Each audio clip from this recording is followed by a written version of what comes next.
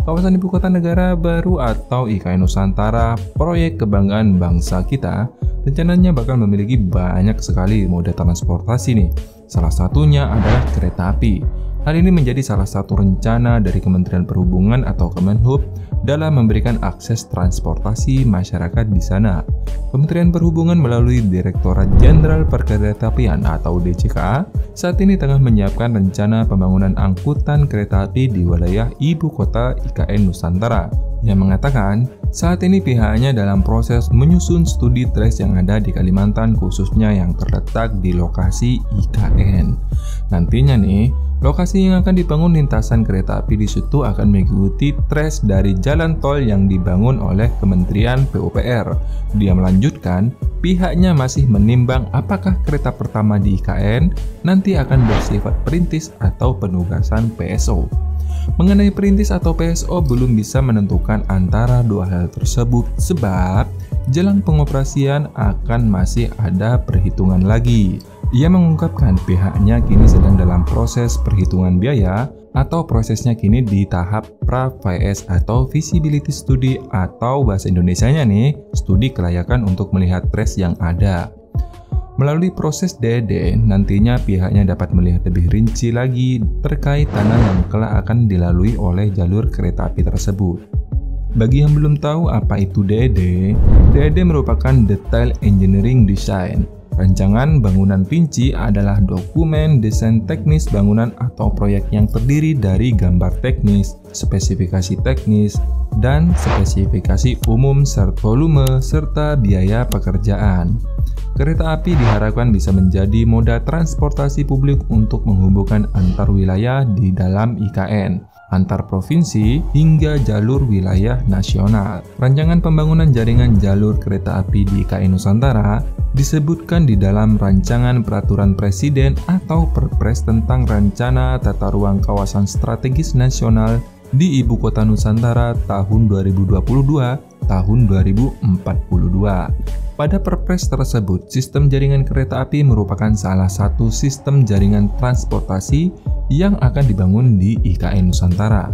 Jaringan kereta api yang ingin dibangun juga berupa jalur kereta api umum yang meliputi jaringan kereta api antar kota dan antar perkotaan. Secara terperinci nih, pembangunan jaringan jalur kereta api antar kota rencananya akan menghubungkan Banjarmasin, Pantai Lango, Karangjoan, SP Samboja, hingga Samarinda.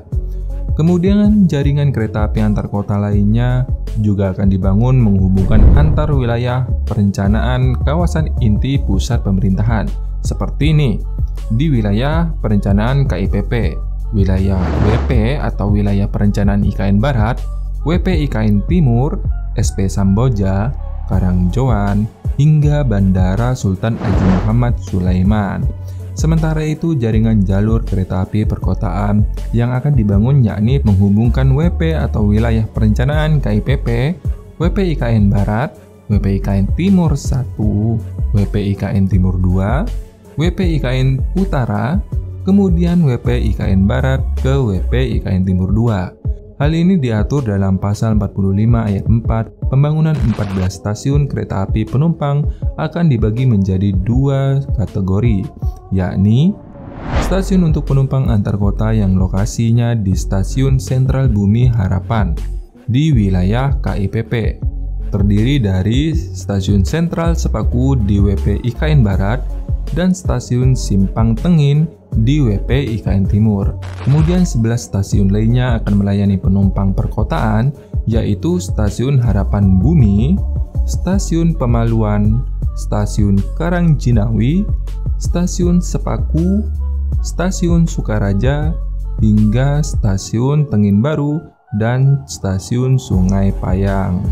Jarod Triwardono menerangkan kereta api di IKN itu salah satu yang paling awal untuk pembangunan jalur kereta api di Kalimantan.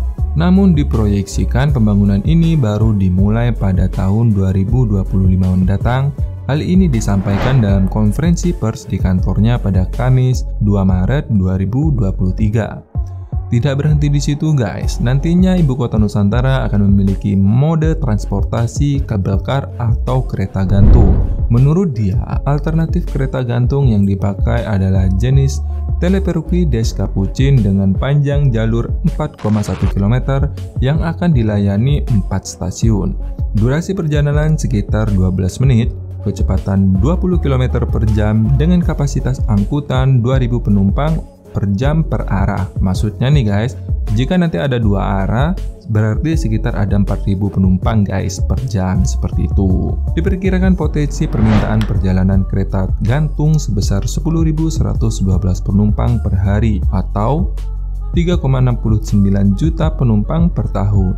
Nilai investasinya mencapai 21 juta US dollar atau sekitar 315 miliar per kilometer. Ingat loh guys, ini per kilometer. Kelebihan sistem Aerial memiliki kemampuan kapasitas penumpang yang besar dan kebutuhan stasiun yang sedikit. Menurut Joko nih, keunggulan kereta gantung atau kabel kar adalah kapasitasnya yang tinggi dan dapat menampung hingga 5.000 penumpang per jam. Yang lebih penting adalah hemat energi, membutuhkan lahan yang minim dan membutuhkan biaya investasi, operasional, dan perawatan yang rendah jika dibandingkan dengan sistem tram, bahkan 50% lebih murah dan 10% lebih murah dari sistem kereta bawah tanah. Kabel kar juga dapat beroperasi tanpa pengemudi dan ditambah biaya pemeliharaan yang rendah. Sedangkan untuk pembangunan kereta api antar kota menghubungkan Samarinda, Balikpapan, Tanjung, lalu kereta api perkotaan jalur Sepinggan, Karangjoan, IKN, dan jalur Karangjoan, Samboja, Sepaku, Ibu Kota Negara atau IKN diperkirakan sekitar 209,6 triliun rupiah. Dan bonus nih guys, informasi untuk teman-teman nih. Pembangunan MRT rencananya akan bersamaan dengan pembangunan kereta api antar kota atau kereta api Trans Kalimantan.